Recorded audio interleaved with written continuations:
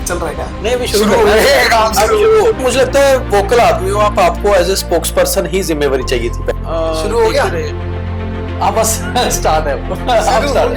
चलो करो। बिजनेसमैन के साथ बीजेपी का ना टकराव रहा है यहाँ। गांधी जानता हूँ कि हमारे दर्द क्या है और कोशिश करेंगे कि उन दर्दों को। तो नहीं कि आपको बताया जाता है कि इतनी ही बातों पे बोलना है, ये इतना ही बोलो। मैं तो खुल के बोल रहा हूँ, मैं तो बोल ही रहा हूँ। जब मैं अपनी बात रखता हूँ तो मुझे लगता है कि वो मैं अपनी बात नहीं रखना, एक आवाम की बात रखना। Commerce and industries Jammu demand कर रहे हैं, जम्मू का बिजनेसमैन, आप उससे थोड़ा सा डिफरेंट मॉडल। दूसरा इसलिए दे रहा हूँ, मैं बिलीव करता हूँ सेल्फ सस्टेन्ड इकोनॉमी। और आपकी डेवलपमेंट अगर हो रही है, अगर आप उसको रोल कर रहे हो या कुछ कर रहे हो तो आप पीछे रहे। स्टेटहुड आना चाहिए, बिल्कुल आना चाहिए। जम्मू कश्मीर की जब हम बात करें, एक मुकुट है, प्रथम स्थान पर है। मुझे लगता है वोकल आदमी हो आप, आपको एज ए स्पोक्स पर्सन ही जिम्मेवारी चाहिए थी पहली।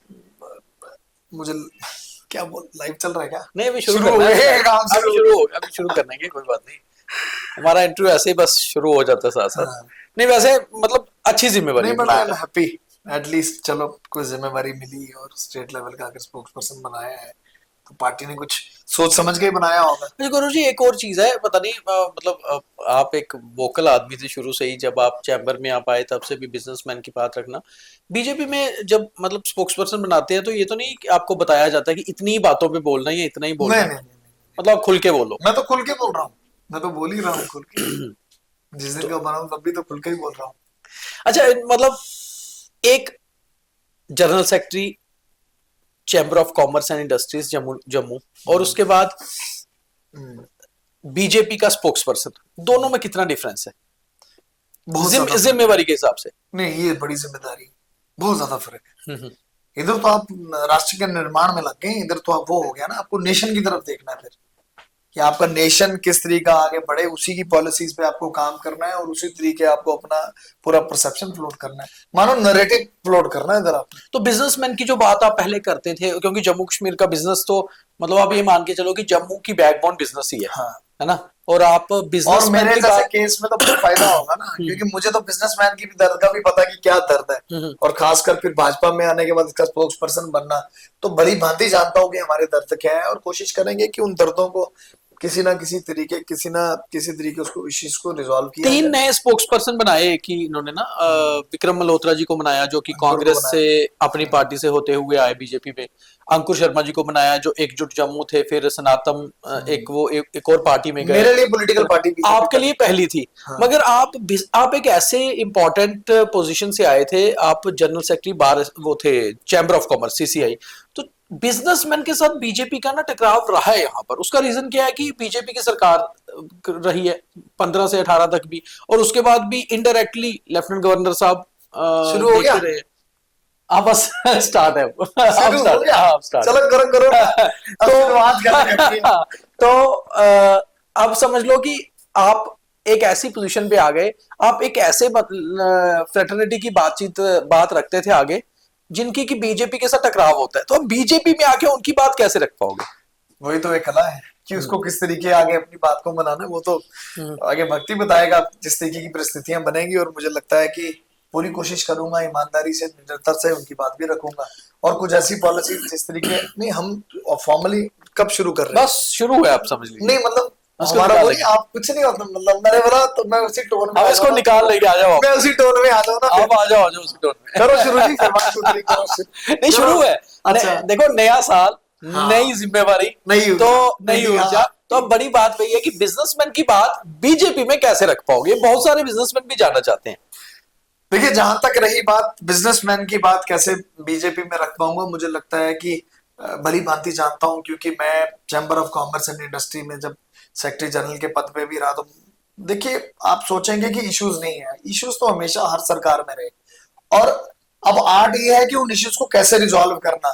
तो मुझे लगता है कि पूरी कोशिश करूंगा और पूरी निडरता से पूरी अपनी बात को आगे रखूंगा, ताकि क्योंकि आज की डेट में एक बिजनेसमैन का दर्द मैं जानता हूं, क्योंकि मेरी तो पेरेंटल ऑर्गेनाइजेशन ही हुई थी वही और पहली पॉलिटिकल पार्टी मेरी, आज मैंने भारतीय जनता पार्टी को ज्वाइन किया, और कोशिश करूंगा कि मुसीबतें तो मैंने जैसे पहले भी कहा, इश्यूज तो हर सरकार में थे, कोशिश करेंगे कि अच्छी तरीके से सरलता से उन मुसीबतों को सुलझाया जाए और फिर आगे बढ़ाया जाए, ताकि एक बैलेंस एक करके मैं आगे निकलूं। क्योंकि मुझे लगता है कि जब मैं अपनी बात रखता हूं तो मुझे लगता है कि वो मैं अपनी बात नहीं रखना, एक आवाम की बात रख रहा हूँ। और मुझे लगता है कि पार्टी भी भली भांति फिर उसको पहचानेगी।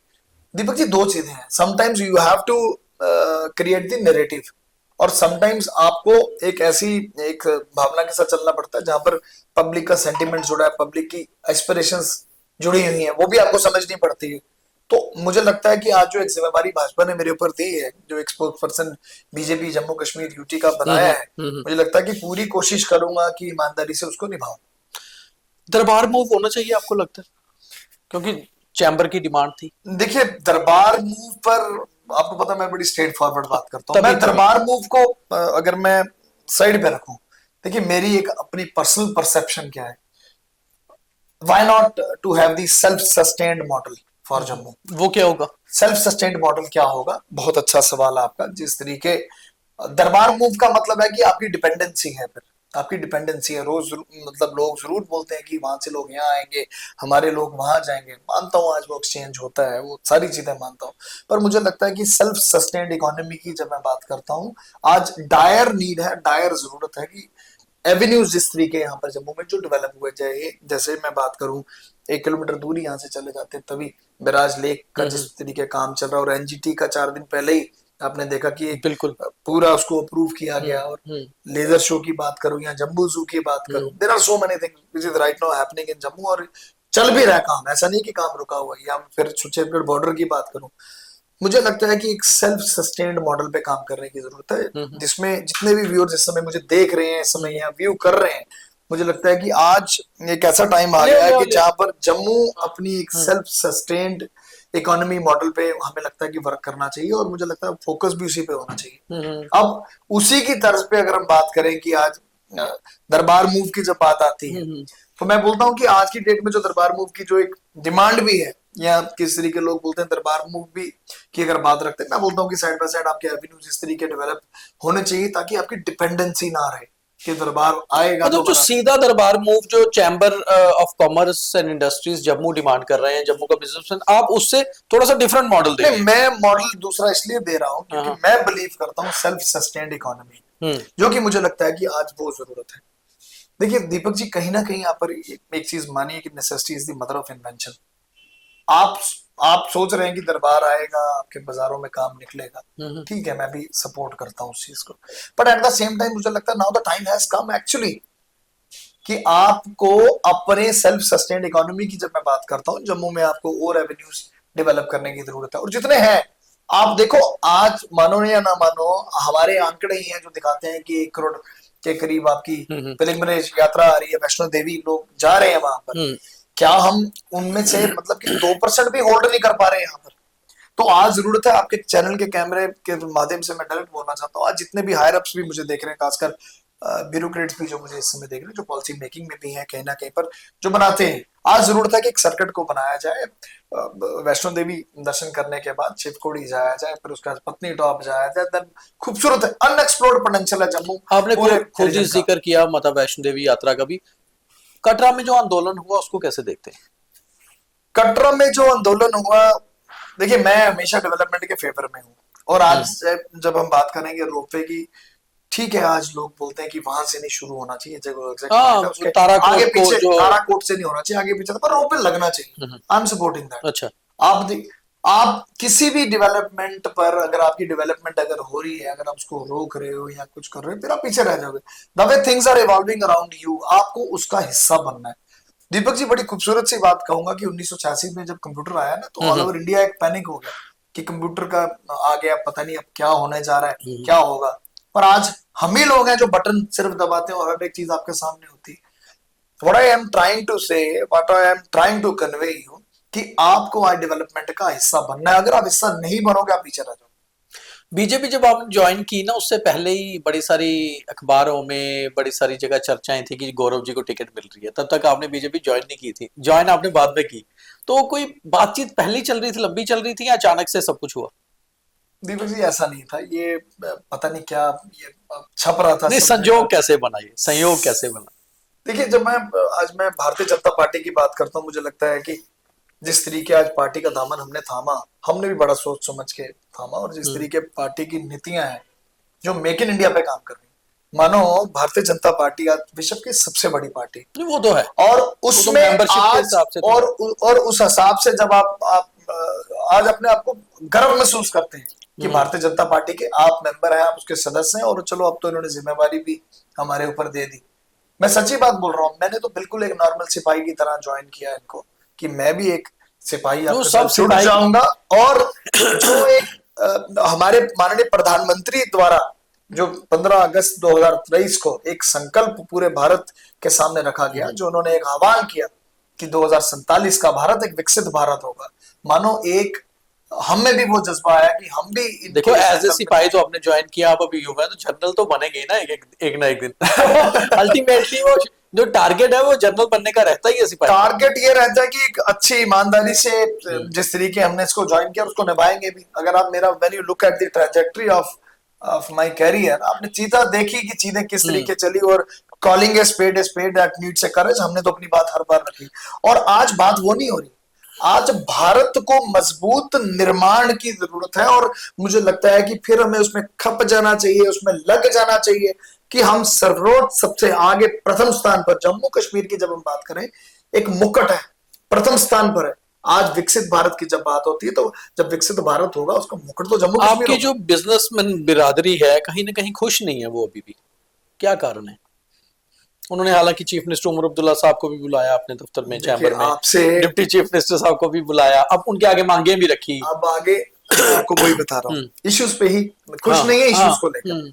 और आपको याद क्या होगा इश्यूज हैं वो जिनको चीफ लेकर? मिनिस्टर साहब ने उस दिन, उमर अब्दुल्ला साहब ने जब वहां पर गए भी थे तो एक ही बात बोली, ऐसा नहीं है कि इशू इसी सरकार में है और इशू इसी में है, वो पहले भी रहे हैं। पार्ट एंड पार्सल है। हर सरकारें आएंगी, नए इश्यूज आएंगे, फिर वो रिजॉल्व होंगे, फिर नए ऐड हो जाएंगे। तो मुझे अगर आप ऐसा कहना कि बिल्कुल खुश नहीं, ऐसा मैं इस चीज को नहीं मानता हूं, क्योंकि it is a on going process. Issues आएंगे, इशू तो रिजॉल्व होंगे, फिर जो नहीं होंगे फिर आगे आएंगे, फिर उनको रिजॉल्व करना है। अब जो जरूरत है कि एक अच्छी पॉलिसी मेकिंग, एक अच्छी सोच की, ताकि जितने भी इश्यूज हैं अवाम को साथ में लेकर, बिकॉज जब मैं भारतीय जनता पार्टी की बात करता हूँ, लोगों की एस्पिरेशंस के साथ खड़ी है, जुड़ी है, और बिल्कुल चट्टान के साथ, उनके साथ ही बिल्कुल थम के खड़ी है। अब है कि इश्यूज को रिजॉल्व करने में टाइम भी लग जाता है, और टाइम लगने की जब मैं बात करूं, कुछ इश्यूज उसमें रिजॉल्व हो भी जाते हैं। तो अगर आप बोलो कि नाराज है, मैं स्टेटमेंट को आपकी नहीं मानता। स्टेटहुड आना चाहिए। बिल्कुल आना चाहिए।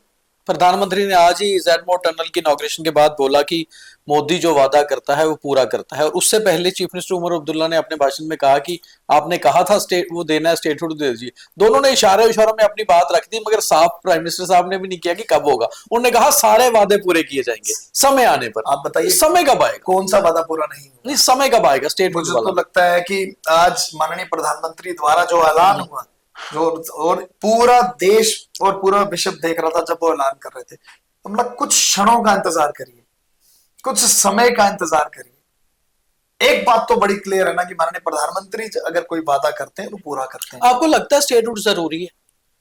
100%। अल्टीमेटली देखिए, कौन सी स्टेट चाहेगी कि मैं यूटी में चलेगी, मेरी डिमोशन होगी? ठीक है, उस समय हालात ऐसे थे। अभी के हालात कैसे देखते हैं आप? अब तो मुझे लगता है कि बड़ी चीजें पटरी पर धीरे धीरे धीरे धीरे वापसी होती हुई बड़ी अच्छे खूबसूरती से पेज से जम्मू कश्मीर आगे बढ़ता हुआ सामने दिख रहा है। और वो भी अनुकूल समय जरूर आएगा जब स्टेटहुड की। ऐसा तो नहीं है कि बीजेपी की गवर्नमेंट आएगी फिर ही देना है? ऐसा नहीं है जी, ऐसा नहीं है, ऐसा कुछ नहीं है। टाइम का वेट हो रहा है कि थोड़ा और समय लग जाएगा, और परिस्थितियां जैसे अनुकूल हो जाएंगी तो जरूर आएगा। आपसे मैं ज्यादा जो सवाल अलग से इसलिए पूछ रहा हूं क्योंकि आप मुझे लगता है वाहिद ऐसे स्पोक्स पर्सन हैं बीजेपी में जो बिजनेस फ्रेटर्निटी से होकर आए हैं। बाकी वाले तो पॉलिटिशियंस थे या पॉलिटिक्स से ही ऊपर आए या दूसरी पार्टियों से आए, इसलिए आपका जुड़ाव बहुत जरूरी है। बहुत इन चीजों पे आपके जवाब के हैं। कैसे देखते हैं आप उमर अब्दुल्ला की सरकार को? अभी 3 ही महीने हुए। देखिए, जहां तक मैं कहूँ, आज उमर अब्दुल्ला की सरकार और जिस तरीके आज जिस तालमेल से बात चल रही है, तो आज मैं कहना यही चाहूंगा कि काफी वादे अभी तक जो उन्होंने किए थे या मैनिफेस्टो जिस तरीके रखे थे, मुझे लगता है कि आहिस्ता आहिस्ता चीजें जो है पटरी पर आ रही हैं, और ज्यादा जरूरत है इस समय कोऑर्डिनेशन की केंद्र सरकार के साथ। और मुझे लगता है कि जिस तरीके वो कर ही रहे हैं, मुझे लग रहा है अब तो बड़ा अच्छा, तो बड़ा अच्छा तालमेल से चल रहा है। देखो, अल्टीमेटली डेवलपमेंट की तरफ बढ़ना है। कोई भी नहीं चाहेगा कि जम्मू कश्मीर की डेवलपमेंट ना हो। तो मुझे लगता है कि आज जो जैसे आज की आप देखिए, वार्तालाप जो अनाउंसमेंट्स हुई, और उसमें भी कहीं ना कहीं पर ऐसा लग रहा था कि तालमेल एक अनुकूल तरीके से चल रहा है। तो मुझे लगता है एक अच्छा सिग्नल है कि जिसमें कहीं ना कहीं पर ऐसी बात, एक ऐसा एक प्रोजेक्शन हो रही है कि हम केंद्र सरकार के साथ मिलकर काम करना चाहते हैं। और जो बहुत सारे ऐसे इश्यूज थे आप बीजेपी में आने से पहले आपके आप उठाते रहे हैं, जैसे स्मार्ट मीटर्स की बात आप करते रहे हैं, गैर मुमकिन खर्च को रूटीन में होना चाहिए, सारा वो चीजें करते रहे हैं, जम्मू के लोगों को उनके राइट्स मिलने चाहिए वो बात करते रहे हैं। ये सारी बातें अब बीजेपी में जाने के बाद, उनका प्रवक्ता बनने के बाद भी करेंगे या 100%। उनके ऊपर बात हो रही है? 100%। मैं तो कर ही रहा हूँ, आप देख लीजिए ना कि मैं तो बात कर ही रहा हूँ। नहीं, पर लोगों की दिक्कतें तो हैं जम्मू के। मैं देखो दीपक जी, घुमा फिर आके दिक्कतों की बात आती है, मैं क्या, हर सरकार में परेशानियां तो हैं, इश्यूज तो हैं, मगर आप जिस सरकार ट्राई में अब आए हैं करनी उस है सरकार कि ट्राई करना है कि उनको रिजॉल्व करना है। अब आप सोचो कि ओवर द नाइट एक ही रात में सारे इश्यूज रिजॉल्व हो जाएंगे, ऐसा तो होगा नहीं। It will take time, and with the passage of time, course of action जिस तरीके चलेगा, इशू भी रिजॉल्व होगा। आपका अपना सब्जेक्ट है जियोपॉलिटिक्स, Yes. है ना? मतलब कि भारत के, आप लीजिए ना अपनी कॉफी पीजिए। मैं तो बाद में लूंगा, आप पहले पूछिए। नहीं नहीं, कॉफी पीते पीते भी जवाब दे सकते हैं आप। जैसे भारत के बांग्लादेश से रिलेशन कैसे चल रहे हैं, भारत के इंडोनेशिया मलेशिया से रिलेशन कैसे हैं, मालदीव्स के साथ क्या हुआ, ये सारी चीजों को लेकर आपका अपना सब्जेक्ट भी है। मगर आप प्रवक्ता चाहे जम्मू कश्मीर में बीजेपी के बने हैं, मगर उन चीजों का असर जम्मू कश्मीर में कितना होता है, वो सारी चीजों का, कि क्योंकि ये सारी ऐसी कंट्रीज हैं जहां कहीं ना कहीं मुस्लिम आबादी अच्छी खासी है, और जम्मू कश्मीर एक मुस्लिम मेजोरिटी स्टेट है, तो उन चीजों का क्या असर जम्मू कश्मीर में दिखता है? देखिए दीपक जी, जब मैं जियोपॉलिटिक्स की बात करूं, मेरा फेवरेट सब्जेक्ट है और मैं उस पर काफी अपनी काम भी कर रहे हैं। मतलब कि मैं उस पर काफी अपनी दिलचस्पी भी रखता हूं और उस पर काफी काम भी कर रहा हूं। आज जिस कूटनीति की हम बात करते हैं, डिप्लोमेसी की बात करते हैं, भारत आज एक ऐसी पोजीशन पर है, मानो आज बांग्लादेश की बात करते हैं, मोहम्मद यूनिस की बात करें, और यहाँ पर पाकिस्तान, इस साइड पे पाकिस्तान बैठा है, दोनों ही मुल्क किसी तरीके लगे थे कि यहाँ पर किसी ना किसी तरीके डिस्टर्बेंस की जाए और जो भी पीछे गतिविधियां। आज बांग्लादेश तो खुद फंस गया है। अगर आप बांग्लादेश के सटे साथ में म्यांमार बॉर्डर को देखिए, किस तरीके वहां पर अराकान आर्मी म्यांमार में, आप अगर रखाइन प्रोविंस जो रीजन है म्यांमार का, वहां से बिल्कुल बांग्लादेश के साथ में लगता है। आज नई कंट्री वहां पर क्रिएट करने जा रहे हैं। मानो 271 किलोमीटर 271 किलोमीटर का बॉर्डर भी वहां पर बांग्लादेश का कैप्चर हो चुका है इस समय, आपको ऑन कैमरा में बता रहा हूं। और उसके अलावा अगर मैं बात करूं पाकिस्तान की, आज आप हालत देख ही रहे हैं जिस तरीके अफगानिस्तान द्वारा तरीके तालिबान या तालिबान के जो अटैक्स इस समय वहां पर चल रहे हैं। और अभी हाल ही में पीछे ही आपने देखा होगा, हमारे विक्रम मिश्री और उनके डिफेंस मिनिस्टर, उनकी एक मुलाकात दुबई में होना, तो मुंह तोड़ जवाब इन दोनों नेशंस को अपने हिसाब से मिल ही रहे। और सबसे बेहतरीन आज बात होगी जब आज ईरान कहीं ना कहीं पर अपनी कैपिटल शिफ्ट करने जा रहा है। वो अपनी कैपिटल शिफ्ट, अपनी तेहरान को शिफ्ट करने, चाबार पोर्ट पे सारी इसको मैनेज कर रहा है। चाबार पोर्ट सारी चीजों का जम्मू कश्मीर की सियासत पे किस तरह असर होता है? आप देखिए, जब मैं इन सारी चीजों की बात करता हूं, कहीं ना कहीं पर हम ही सबसे ऊपर हैं, और एक तरफ पाकिस्तान की अगर हम बात करें, हमारे सटे बिल्कुल साथ में लगा है, ऑब्वियसली इफेक्ट तो होता है, आइदर दिस वे और दैट वे, इनडायरेक्ट वे से आपको इफेक्ट तो होता ही है। और जम्मू कश्मीर वैसे ही एक बड़ी सेंसिटिव पोजीशन पर ऊपर बैठा है, तो हम इसको डिनाई नहीं कर सकते कि जम्मू कश्मीर पे क्या असर रहता है। हमारे साथ ही मुल्क जो हमेशा डैमेज करने की तरफ रहता है कि किसी ना किसी तरीके यहाँ पर घुसपैठिए घुसाए जाए, यहाँ पर पीस जो है उसको पनपने नहीं दिया जाए। तो मुझे लगता है वो तो आज अपने ही गुजरों में बढ़ते जा रहे हैं और खुद ही अपने इश्यूज में एकदम फंस चुके हैं। जो हमारा बुरा सोचेगा, आज मुझे लगता है कि जो आज भारत इतनी एक अच्छी पोजीशन पर है कि जिन जिन देशों ने हमारे बारे में भरोसा, आज वो खुद ही अपनी उसी पोजीशंस में खुद ही उलझ गए हैं वहां पर जो आज काम चल रहा है। युवाओं के लिए बीजेपी क्या सोच रही है जम्मू कश्मीर में, यूथ के लिए? देखिए, आज जो अनाउंसमेंट्स चल रही हैं और जिस तरीके की संभावना है कि आगे और भी प्रोजेक्ट्स आ रहे हैं, तो युवा तो हमेशा ही हमारे केंद्र बिंदु पे टॉप पे रहेंगे। और मुझे लगता है कि आने वाले ये खासकर 2025 का साल जिसकी मैं बात करूं, फर्स्ट वीक में ही, अब देखिए आपके सामने जम्मू डिवीजन का यहाँ पर बनना, और उसके बाद आज जेडमो टनल की इनॉग्रेशन होना। अब मैं जम्मू डिवीजन की जब मैं बात कर रहा हूँ, नेचुरली बात है दीपक जी, जब हम बात करते हैं कि फिरोजपुर के बाद छठी यहाँ पर नॉर्दर्न रेलवे की यहाँ पर डिवीजन बनने जा रही है, इकोनॉमी के जो है अवसर बढ़ेंगे, एम्प्लॉयमेंट के अवसर बढ़ेंगे। अब इसी में मैं आ रहा हूँ, सिंस आपने कहा कि आप चैम्बर ऑफ कॉमर्स के साथ अब रह चुके हैं काफी साल दिए। आज मैं आपके कैमरे में ऑन कैमरा कहने जा रहा हूँ कि जो जम्मू डिवीजन का जो यहाँ पर अनाउंसमेंट हुआ है, लगभग जो फर्स्ट फेज में 1000 एम्प्लॉयज यहाँ पर आ रहे हैं। तो मुझे लगता है आप अवेयर होंगे उसके। 1000 एम्प्लॉयज का आना, टोटल 6-7 हजार एम्प्लॉयज आएंगे। 1000 एम्प्लॉयज का आना इट मीन्स कि अगर 1000 ऑफिसर आ रहे हैं, उनकी गृहिणी भी होगी, बच्चे भी होंगे। इट मीन्स कि 1000 एम्प्लॉयज का आना, 4000 के करीब लगभग लोग आपके यहाँ आ गए। अब ऐसा तो नहीं है कि वो घर में रहेंगे, अपने कहीं बाहर नहीं निकलेंगे। बच्चे एजुकेशन भी लेंगे, शाम को घूमेंगे भी, अलग अलग विभिन्न बाजारों में भी जाएंगे। अच्छा, फिर उनके रिलेटिव आएंगे, वो भी घूमने जाएंगे आगे पीछे। तो इसी तरीके इकोनॉमी भी उसी तरीके रिवॉल्व होती है। नहीं, ये और अफसर भी आएंगे। ये सारे काम तो मोदी गवर्नमेंट के हो गए ना। बीजेपी एज ए पार्टी क्या सोच रही है? आप मुझे बताइए कि क्या मोदी गवर्नमेंट आज पार्ट नहीं है बीजेपी का? नहीं, मोदी ये कहना मोदी गवर्नमेंट थोड़ी पार्ट है, मोदी जी पार्ट है। और मोदी जी कहते हैं जब मैं प्रधानमंत्री हूँ तो मैं देश का प्रधानमंत्री हूँ, पार्टी एक तरफ होती है।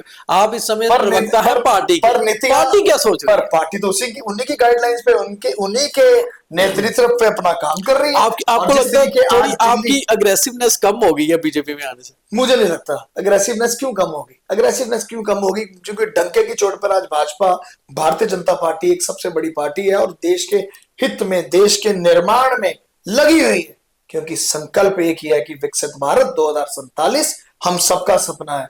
वो ऐसा स्वप्न जिसको हमने पूरा करना है। देखिए कितने बेहतरीन आज रोड कनेक्टिविटी की बात है। वो तो है, किसी ने ड्रीम किया था? आज आप जेडमो टनल की जब आज इनॉग्रेशन हुई है, और जिस तरीके वो जो एक स्ट्रेच है गगनगीर से सोनमर्ग, जिगजैग, बिल्कुल। आप देखिए जेड मोड भी क्यों कहा जाता था? जिगजैग है, हाँ। और आज मानो एक कितनी बड़ी आज जीत हुई है, स्ट्रेटेजिक जीत हुई है। नहीं, वो तो हमने एक स्पेशली प्रोग्राम भी किया कि एक स्ट्रेटेजिकल टनल है। ये तो स्ट्रेटेजिकल टनल किस वे में है वो भी आपको बताना चाहूंगा। आपकी connectivity throughout the air, all weather आपकी कनेक्टिविटी बन चुकी। अब आप बताओ, किसी ने ये स्वप्न ऐसा था जो किसी ने सोचा था कि ऐसी कनेक्टिविटी होगी? अल्टीमेटली जैसे ही आपकी जेडमो टनल खत्म होगी सोनामर्ग में, उसके साथ में टनल शुरू हो जाएगी। अल्टीमेटली कनेक्टिविटी जो है जम्मू कश्मीर को लद्दाख के साथ ऑल वेदर जो उसमें कनेक्टिविटी बताना 24/7। मानो आज एक बहुत बड़ा चांटा है उन तमाम फोर्सेस पर जो भारत पे अपनी नजर रखती थी, खासकर चाइना। क्योंकि आपका जब एक रीजन ही आपका कट ऑफ हो जाता था, फिर आपको एयरक्राफ्ट लेकर, अपने बड़े बड़े डिफेंस के अपने हेलीकॉप्टर्स लेकर वहां सप्लाई देनी पड़ती थी। पर आज तो हमारा 24/7 आपकी सप्लाई बन रही है। अब आपको याद होगा कि जिस तरीके कारगिल में भी जब अटैक, ये सब कुछ वैसे इतना काम हो रहा है। अगर गौरव जी, मतलब मुझे लगता है पिछले 10 सालों से प्रधानमंत्री ने बोला, फिर स्टेटहुड का क्या है? फिर तो लेट भी आएगी तो चलेगी। ये आपको लगता है जरूरत है जल्दी? नहीं, देखिए स्टेटहुड, आप सिर्फ एक बात मुझे बताइए। स्टेटहुड का मिलना मतलब कि हमें अपनी पुरानी जो हम जिस विरासत, जो हमारी विरासत वो वापस आना। कोई भी क्यों चाहेगा कि मेरी स्टेट को उसको मतलब वो दर्द आप में है कभी भी नहीं? वो स्टेटहुड आनी चाहिए, जरूर आनी चाहिए, पर उसके लिए अनुकूल टाइम, जब जैसा प्रधानमंत्री जी ने आज अनाउंस किया है कि वो भी वक्त आने पे जरूर मिलेगा। मुझे लगता है कि यकीन है सबको, क्योंकि जो वो बोलते हैं वो पूरा तो करते ही। वो खुद भी बोल के गए। तो चलिए, बीजेपी में आने से बेहतर फील हो रहा है अब? बहुत अच्छा। हाँ। इसलिए फील हो रहा है कि एक भारतीय जनता पार्टी एक ऐसी पार्टी है पूरी विश्व में जो आज इंडिया की image, being as a Indian, आज हमें प्राउड फील होता है। सही माने में हमें प्राउड फील होता है कि आज हम भारत के निर्माण में, अपने नेशन के निर्माण में बिल्कुल साथ में लग गए हैं, ऊर्जा के साथ, उसी एक नई एनर्जी के साथ। मैं भी एक सिपाही जुड़ गया हूं। मुझे लगता है कि स्वप्न बहुत क्लियर है। चलिए हम और ऐसा स्वप्न विकसित भारत का, जिसको मानो पुराने प्रधानमंत्री जी ने भी लिया। पंडित जवाहरलाल नेहरू जी की बात करूं, इंदिरा गांधी जी की बात करूं, सबका स्वप्न था कि हमारा देश विकसित एक श्रेणी की तरफ विकसित हो। और आज मुझे लगता है कि उसी की श्रेणी में मेरा भी भाजपा में आने का जो मैंने दामन पकड़ा, वही सोच के किया कि देश के निर्माण में हम खप जाएंगे, हम लग जाएंगे एक पूरी ऊर्जा के साथ, पर एक छोटे सिपाही की तरह। चलिए जी, उम्मीद करते हैं आप बहुत जल्दी जनरल भी बने बीजेपी में। और वही बात है कि जम्मू कश्मीर को स्टेटहुड मिलना चाहिए। Gaurav ji as a BJP spokesperson भी इस बात का बहुत जबरदस्त दावा कर रहे हैं कि मिलना चाहिए, मगर अनुकूल समय आने पर। ये तो प्रधानमंत्री भी कह के गए हैं, अनुकूल समय कब आएगा ये देखना बहुत इंपॉर्टेंट है। और मुख्यमंत्री लगातार अपने भाषणों में कह रहे हैं कि आपने वादा किया था, वादा निभाइए। मगर गौरव जी, एक और बहुत सही बात है कि बिजनेसमैन की बात ये रखते रहेंगे, इन्होंने कहा है, क्योंकि जम्मू का जो बेस है वो ही बिजनेस है। और जम्मू के बिजनेसमैन को हमेशा ये शक शुबा रहा है कि कश्मीर ज्यादा विकसित होगा तो क्या यहाँ के बिजनेसमैन को तकलीफ तो नहीं होगी, या उसके ऊपर कोई गाज तो नहीं गिरेगी। और इस बात को कई बार मुख्यमंत्री या एलजी साहब भी कहते रहे हैं कि जम्मू के बिजनेसमैन के लिए भी बेटर सोचना चाहिए। तो गौरव जी का बीजेपी में आना as a CCI general secretary, उसके बाद यहाँ आके स्पोक्स पर्सन बनना, शायद प्रधानमंत्री की नीतियों को आगे बढ़ाने का काम करेंगे। चलिए, बहुत बढ़िया लगा गौरव जी से बात करके, हमेशा अच्छा लगता है। और इनका कहना है कि इनकी एग्रेसिवनेस बनी रहेगी ऐसे ही। बहुत धन्यवाद।